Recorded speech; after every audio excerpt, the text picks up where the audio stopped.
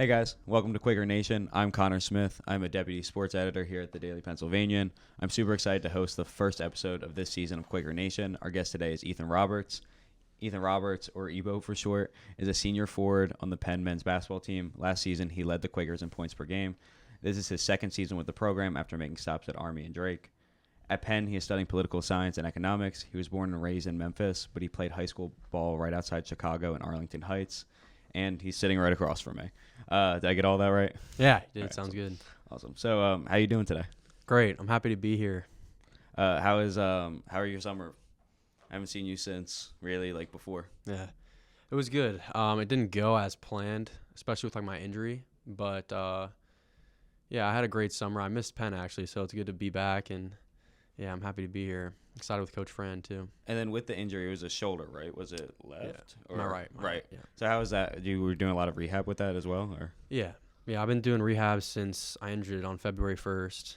But yeah, I was able to do some stuff over the summer. Like I did some pre-draft stuff in Miami, and that was a lot of fun. But yeah, other than that, like I would have liked to do, some real workouts and scrimmage and stuff, but was unable to do that. But it's feeling better. It's feeling much better. Obviously, I played through a significant amount of pain last year, so I've been trying to minimize that. But yeah. When did you start feeling that in your shoulder? Was it during like Ivy play or like a little bit deeper into Ivy play? Yeah, so almost all the way through all the teams. So Yale at home, I got hit in the first half. It was like an illegal screen. Yeah. So that kind of, I don't want to say popped out, but that's where my injury really started right there. Would you consider yourself like, I know you said you took like a little bit of time off, couldn't really like practice as much as you wanted over the summer. Would you consider yourself like a full participant in practice now, or are you still like kind of like taking a little bit of time? Taking some time. Yeah. That's you. How has like practice been with the new coaching staff? Like kind of, I know you got a little bit work with them in the spring, but like kind of gearing into the season now. Yeah, it's been awesome. Seriously, just the change in our team, but even just having their energy. Coach McCaffery is like my favorite coach I've ever been coached by, and it's only been like 2 months for real. But seriously, he's like everybody's dream coach. We all love him, and we're all rallying around the new staff. Like it's been such a great, I don't want to say mix already, but just having them in our gym has made all the difference, I feel like. And that's no shame to the staff before, but it's just a different feeling. And just an exciting one. You're just excited to go to practice every day, and we look so good. So yeah, it seems like I haven't been around the new staff too much, but it seems like they have like a lot of personalities on staff. I know like Coach Luber has been on a lot of podcasts. I follow him on Instagram. I feel like he's on a podcast every other week, and I've watched a few of them. And same with Coach Moore and Coach Spurlock. Could you kind of like talk about like what their like individual roles have been like so far? Yeah. So yeah, starting with Coach Luber, he's so. Just his holistic approach to us personally has been so awesome. Like just to have, he's such a good coach for us individually, and collectively. He was a head coach before this, so obviously understands that aspect of it. But it's been really cool to see him shift into almost an assistant coaching mode, but mainly for like the guards, like our point guards. So he's been so helpful. He had a great career overseas too. Played at Penn State. He was a Big Ten guard, but yeah, so he does our guards, I would say, a lot. Coach Spurlock's a huge energy guy. I don't know if you've talked to him yet, but he also played overseas too, played at UCF. But yeah, I would say he's more with the bigs. But again, he's like our energy guy and kind of our motor there. And then Coach Moore played overseas as well, I think, for a long time, had a really good career. Yeah, and he's kind of just, I don't want to say all over the place, but I would say more guards too. But yeah, they all bring such great qualities to our staff. Like I'm telling you, it's such a great, I've been obviously 2 schools before this, and like really this is such a great staff. Like a great staff. So it's been such a pleasure and joy to be in the gym with them every day. And then I know, like obviously you weren't here this summer, but I did have a conversation with the new point guard that's coming in next year, Ethan Lynn, and he was talking a lot about how Coach Luber was a big reason why he came here. Right. And I feel like even though Ethan's like more like North Jersey, Coach Luber has been like really going in on like the Philly area, and I think that's part of it because he coached high school ball around here. Could you kind of talk about his role in recruiting, and like if you've like, I know you're around the program, but you weren't really like a part of it like that much this summer, but like could you talk about that a little bit? Yeah, I talked to Ethan a good bit actually. So I would like to say I've been involved as much as I can with the recruits, just to help them any way possible. especially because I want to see Penn win. And like Coach Luber is a fantastic recruiter. Like, yeah, you're right. He was a head coach. I'm like, again, high school coach, but like he really knows the talent around this area really well, and is a great recruiter. And I think that shows for the recruits we have, along with T Spur. You know, they've been all on the road, traveling all the time, getting new Penn guys. So, yeah, they're just easy to connect with, and they know a lot. So it's like, why wouldn't you want to come play for them too? You know, at an awesome school like Penn. So yeah, they've made a huge difference already. Mm-hmm. And then I do kind of want to kind of like take a step back, kind of go back to beginning of March when Donahue and the staff was dismissed. Shortly after Sam hit the portal, he ended up leaving. AJ and Michelangelo Berti both were in the portal for a second, kind of like took themselves like right back out when Fran joined the staff. You ended up never entering the portal, but there was a lot of buzz around your name, as you know. Could you kind of talk about like your thought process while this was happening, and kind of like the pros and cons you were weighing, and kind of like what was going through your mind through this whole like coaching saga? Because of course, like this would be if you were to leave, it would have been your fourth year in a row. Yeah, obviously that was in the back of my head. I never started my college journey knowing that I would transfer 3 times. But more so than anything, I just wanted to be here at Penn. Like, really, this is like my dream school. So just being here every day is like the greatest gift ever. Something that I didn't like want to sacrifice, truly. Like, I love Penn so much. I know there was a lot of buzz, and like I would see stuff, but like I never really considered anything else. I'm just so happy here, and like seeing Fran come here like made all the difference. It's like, wow, this is literally my dream situation. When did you first learn like he was like definitively going to be the coach? I don't know. I think right before, maybe before everybody else knew. I don't know. Like once it got announced, yeah. Before or after Mid-Major Madness sent it out. Yeah, bro. I don't even remember. There was so much on Twitter. I didn't know what to believe, honestly. But like seeing like Fran McCaffery, new head coach at Penn, was like, oh no way, like really. So yeah, it was awesome. Again, I knew him a little bit before too, which was like, holy cow, is this really gonna happen? And sure enough, because he like originally had like reached out to you out of high school, right? No, not out of high school. Not out of high school. But like, how are you around like his circle like before? I would just say through other coaches. Yeah. And then even coming out of high school, to your point, like somebody who's like, you need to go play for a guy like Fran McCaffery, who values shooting and all those other things. So like that was like my prototypical coach, which is funny enough. So yeah, that's kind of like how I heard of Fran, and then I would watch his teams play. He had some really good Iowa teams, but then some like mutual friends and kind of people like that. How do you think like his schemes have like differed from like Donahue's so far in camp? Bro, it's hard to say. Yeah. Night and day. I don't know. Like, it's so much different. It's a whole new system defensively, and obviously offense. Like Fran has his own offense almost. I think easy to learn, but yeah, dude, I don't know where to start there. It's night and day. So, and then you kind of mentioned how Luber's kind of working with the guards a little bit more. You guys kind of went from having like more of a, I'm gonna call it like a light point guard room, just from the terms of just like bodies you had to put on the floor because Cam was out, right? And then AJ obviously coming in as a freshman didn't get a super ton of minutes to start the season, so you guys kind of had like a guard rotation where sometimes like Sam would start at the 1 and like he would like or come off the bench at the 1 or like kind of like mess around with that. But now you have Cam coming back. Obviously AJ and Dylan are both coming back, and then I'm really interested in the freshman that is coming in. Can you remind me of his name again? Jay. I'm very interested in him just because of like the size and like kind of the athleticism he would bring to the group. So I was kind of wondering like what you've seen out of that guard rotation so far, and like how like Luber's kind of tweaking them a little bit. Yeah, I think it's been a work in progress, certainly. I mean, we all are getting coached so hard though, so it'll be interesting to see how it turns out. But yeah, we're all a work in progress. It is interesting though. It is kind of deep at that spot. Jay's been great. His dad's a head coach at BU. So you can tell he's like a coach's son, just his poise, the way he plays. And yeah, his size definitely helps. It's a huge plus. Unfortunately, like I haven't been able to be out there as much as I would like, but I just think it's all really going to mesh well. And, you know, with AJ having another year under his belt is huge.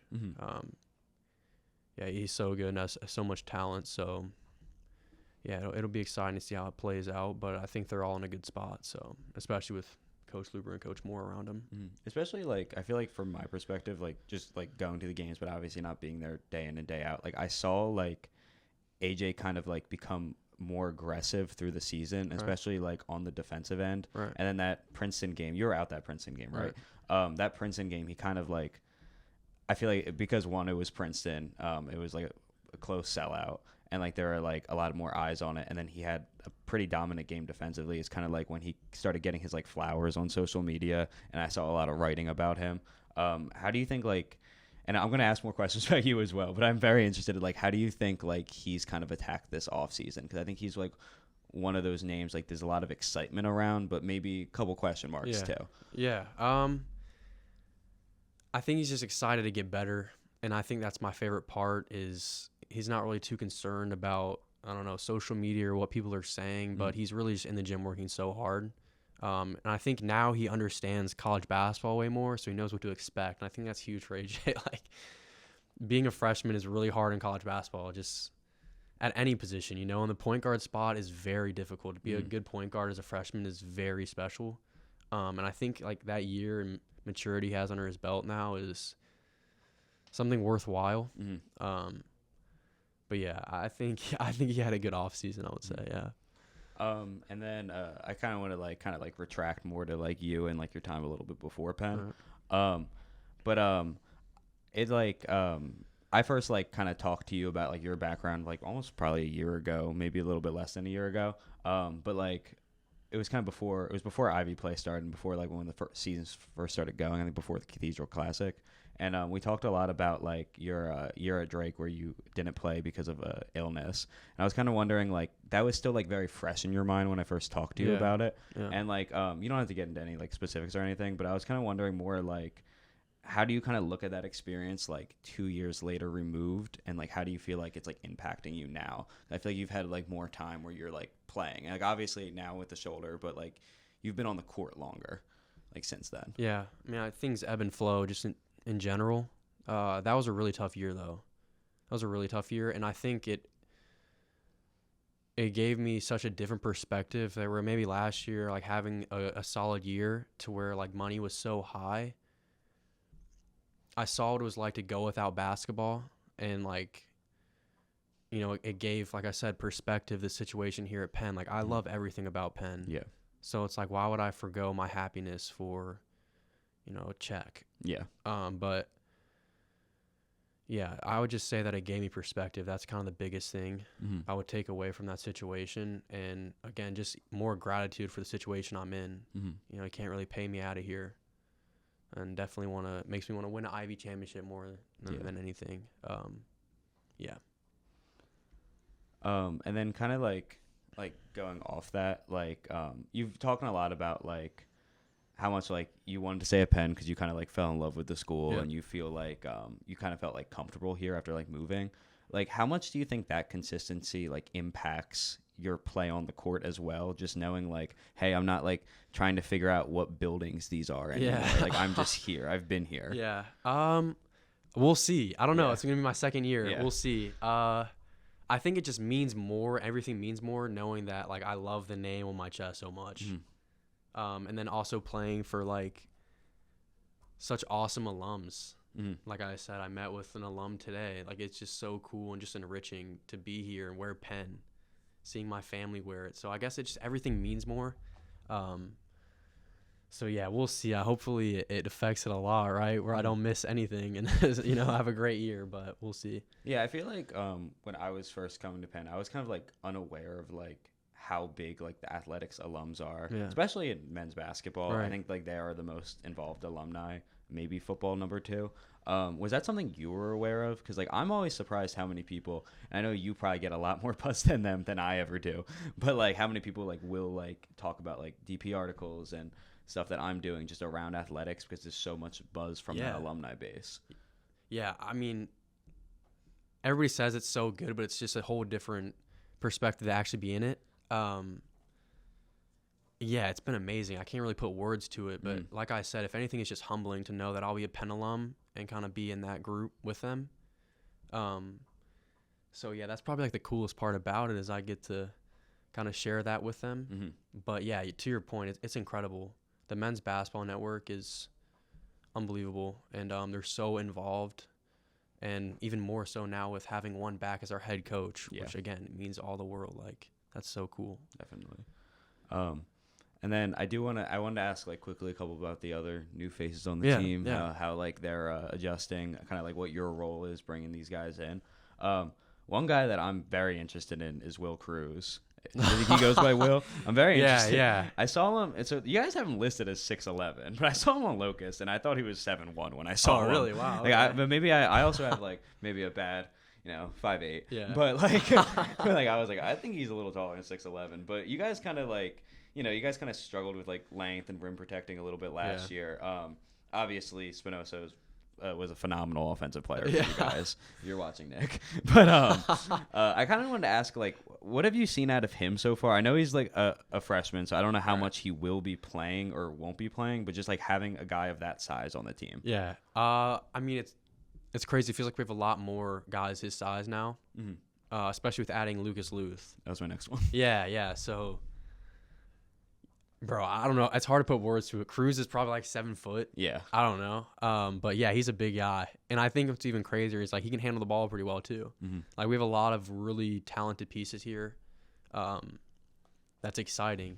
Yeah, so but yeah, he's a big dude, man. Seeing him on Locust. If he has a big game early on, we were gonna call him the Cruz Missile. Bro, in a headline. Whoa, that's crazy. Have you heard that? Have you heard that yet? I haven't told him that yet. That's already a nickname. Oh, it is? Yeah, that's already a nickname. That's funny. I thought I made it. That's a great name. Yeah, bro. I love that.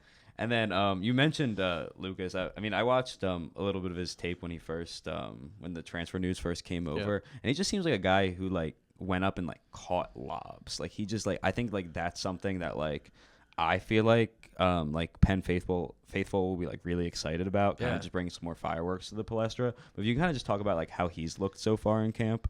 Yeah, I mean it's so exciting as like that's kind of rare in the Ivy League to have like a lob threat like that and also be able to stretch out the floor. Like he's a really, really good player.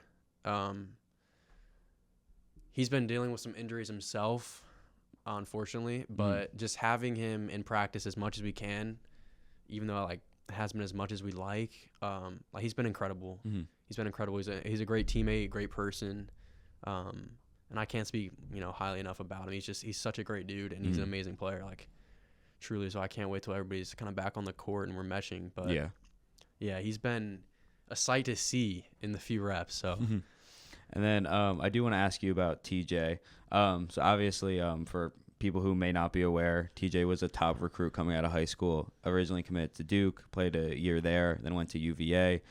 His coach left before the season, very famously. Kind of got into like a weird situation there. How much have you seen like him adapt to this new setting, and like how much could you like give him that like draws from like your perspective coming here, because both of you guys did 2 years at different schools and then came here. So I was wondering, and I know you guys had like a prior relationship too, and it was just his birthday yesterday. I saw my twin. Yeah, that was an happy awesome late birthday, TJ. But yeah, he like we have a really similar track. Yeah. As you mentioned, he's been, I would say, blossoming now. Like it's cool to see him almost shake off some rust and kind of get back into his groove that everybody knows he has. But yeah, like a tough situation he had to deal with last year at Virginia. Yeah, but he's gotten so much better in just the time he's been here, and he's killing it. He's so good. And yeah, that's my boy. That's my guy. Yeah, he's getting. I know, like you guys have your earmuffs on a little bit, but he is getting a lot of buzz on. Like I know, Mid-Major Madness like ranked him like I forget exactly their term, but like the most exciting like Ivy edition of the year. And like obviously his resume like does very much speak for itself. Has he got adjusted like being here? Like is he like because it kind of takes a little bit, I think, until like, for at least from my perspective, like kind of just like start playing to like get adjusted to Penn. But like how has that like been for him? Yeah. I mean, he's a natural. He adjusted pretty quick. Yeah. In terms of social media stuff, like earmuffs. We don't. Yeah. We're not really getting into all that. You read my articles, right? Yeah, bro. I read everyone, Connor. But yeah, no, really, we're not looking at any of that stuff. Like it's kind of irrelevant. And then I do want to. I have one more question, then I want to get to the fan questions. Okay. You're someone who's like very rooted in their religion, and I just know that from knowing you kind of personally. I kind of want to know like how like your belief in God and your like personal Catholicism kind of like impacts your training, your play on the court. Oh, interesting question. Yeah, bro. Wait, how do you know that? Did I tell you that or something? Yeah, just don't worry about it. Okay. Yeah, a lot, honestly. Like, especially with this injury, it almost grounds me in what really matters. And in my training, how it affects it, I don't know, like, the details, but, yeah, I am, like, I would like to say devout Catholic. Like, I really value that about myself and my identity and hopefully how I carry myself. So, if anything, I hope it kind of shows there. Which is interesting you asked that, bro. That's crazy. But, yeah, I try and get involved here pretty heavily. I'm with, like, the Newman Catholic Center. So, like, you go to that. Wait, you go to that. That's why. Okay, I see now. So, yeah, I think it's just my day-to-day life. Like, I try and pray the rosary every night. Just little things like that. Keep it at the center, like, of my heart. So, hopefully, like, guides me there. But, you know, when I'm weightlifting, it's hard to, you know, I don't know how it affects me there. But, yeah. Awesome.